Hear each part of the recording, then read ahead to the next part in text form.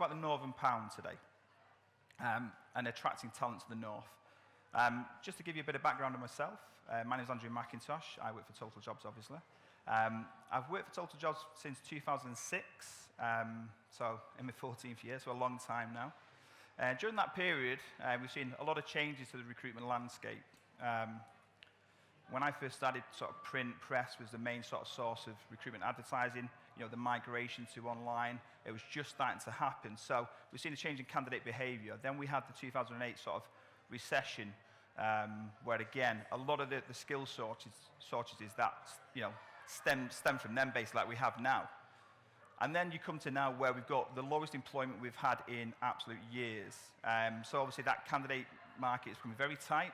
It's about how we sort of tap into sort of different talent pools. So as much as today's about the Northern Pound, how does that fit into recruitment? Well, it's about making sure that we're looking elsewhere to fill the gaps in the North.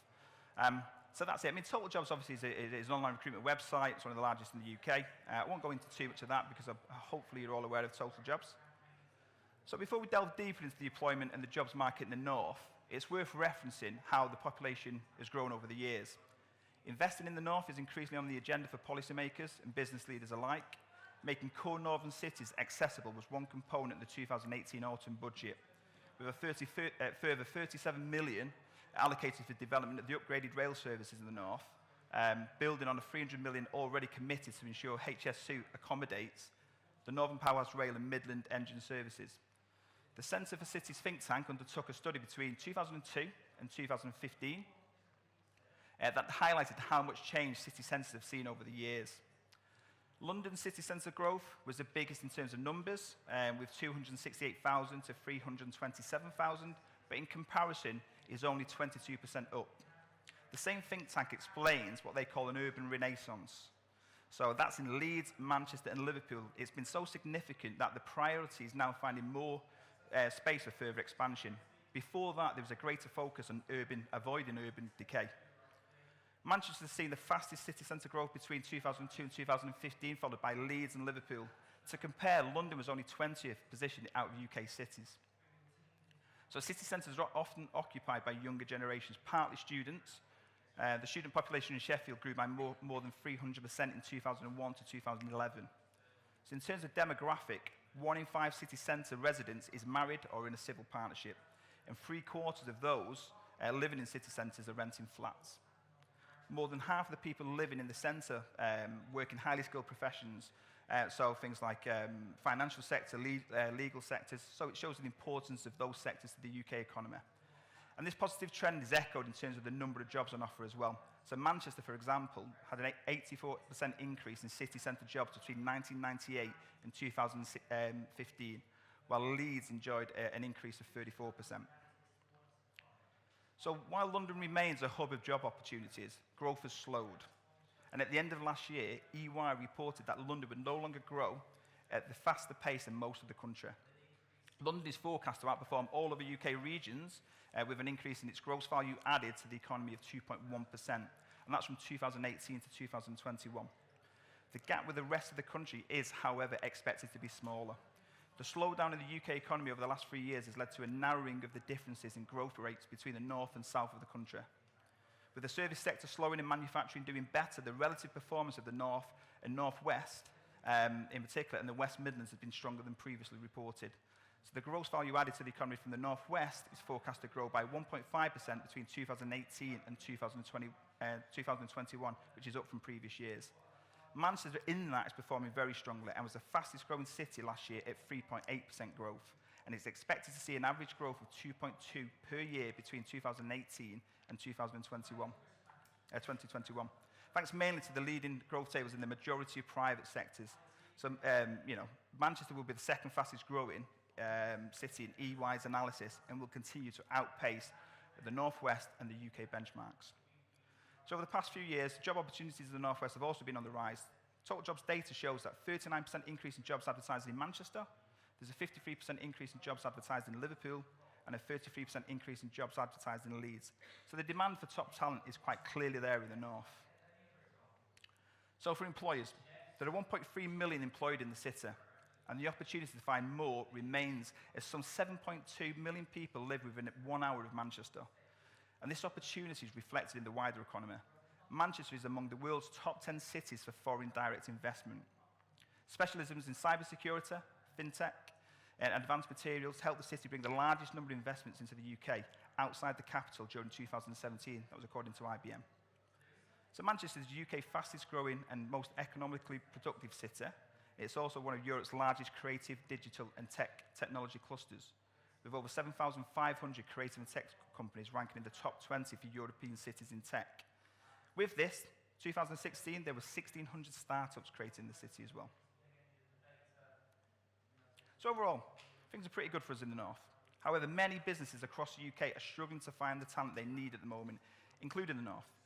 So this is a legacy, I touched on this earlier, a legacy of the 2008 financial crisis, when the number of grad schemes on offer fell, considering poor economic conditions, and it led to a shortage of junior roles. So just over 10 years on, many professionals who would normally be a decade into their careers are still playing catch-up after that shaky start. There are also some concerns and skills shortages at all levels of business, but the majority of employers believe that they were most acute among mid-management, so what we just discussed. As a result, while senior and junior level roles have been far less impacted by the skills gap, a bottleneck is starting to form at mid-level. So worst sectors include technology, with 70% of employers recording a skills shortage there, and 60% of those hiring in accountancy and finance as well.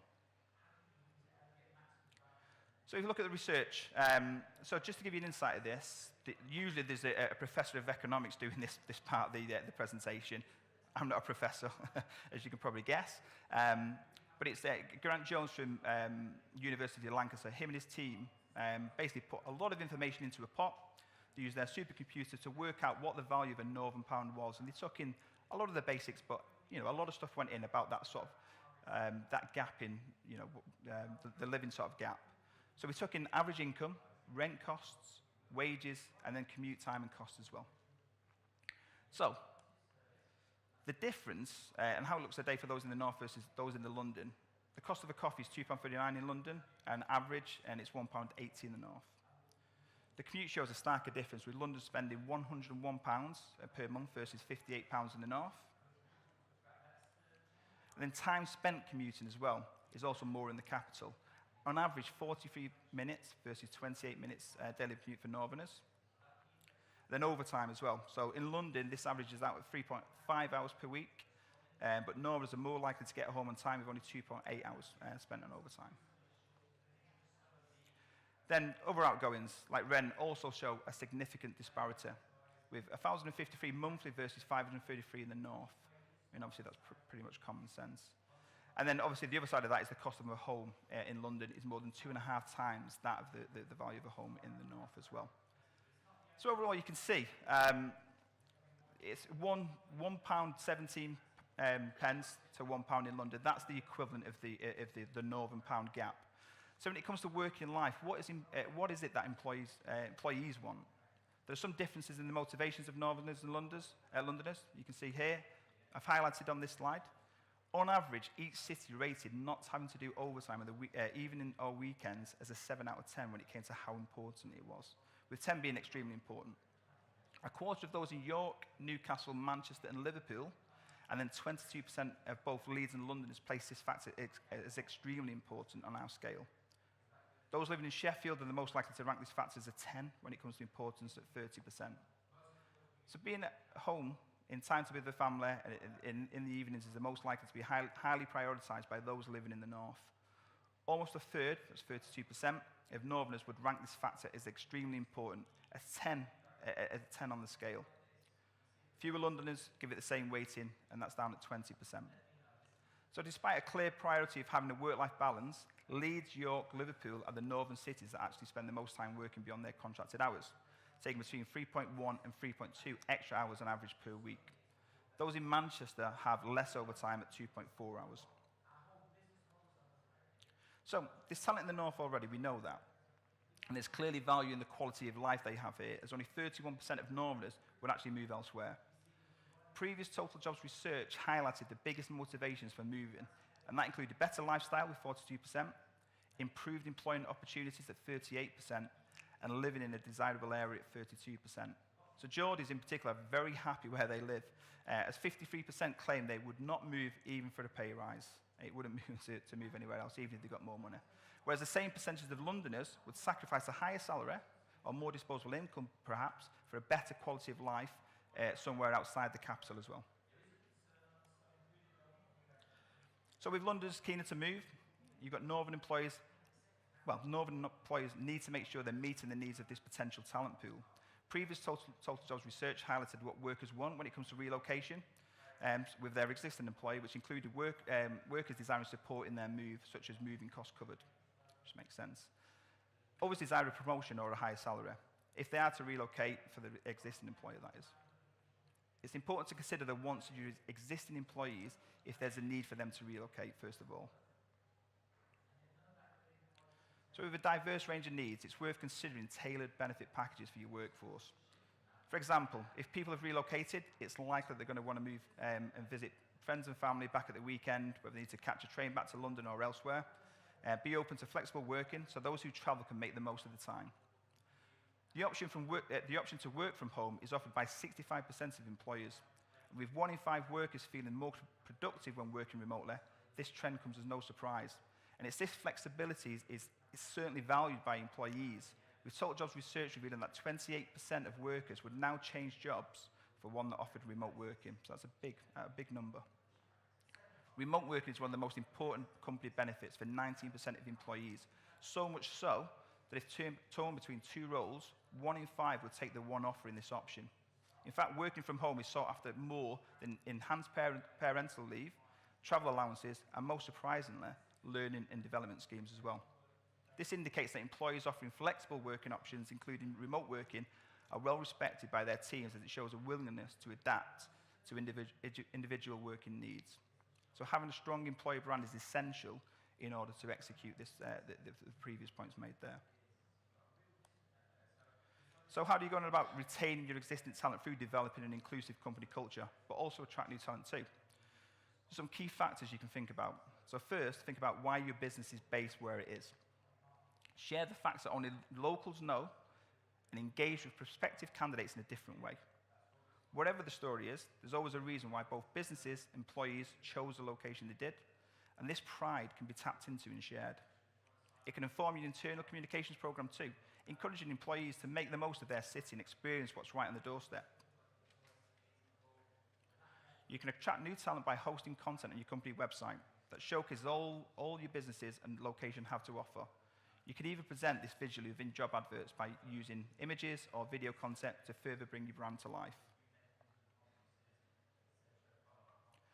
To help promote both you and your employer brand and your city, we've created a city CV for Manchester to help in promoting not only your roles, but the city itself. We do have 11 other cities available alongside Manchester, which is Birmingham, Bristol, Cardiff, Edinburgh, Glasgow, Newcastle, Nottingham, London, Sheffield, Liverpool and Leeds. Physical copies of the Manchester one are actually on our stand today, stand 11, so you can also create a chocolate bar of your face, which I've done, which is quite amusing. So if you do want a chocolate fix later on, make sure you head over to stand 11. So CV databases, obviously TotalJobs has a big CV database, so you can search our database by those willing to relocate, as well as by those who have a particular city in mind as well. So that's important. You know, people will tell you where they would like to move to. So you can search by keyword using Boolean and see relevant CVs that way. But what do your employees love about your city? What brings your people to the city that you're in? Think about this in the context of recruitment and share this on your social media channels and as part of your employer brand. So overall, the North is growing in infrastructure, population, and jobs.